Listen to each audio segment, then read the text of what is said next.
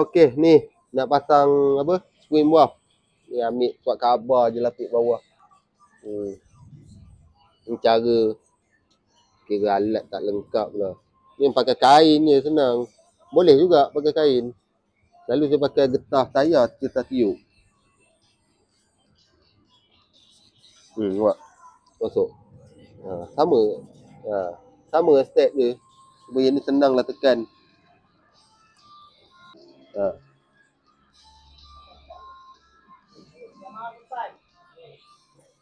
Nampak?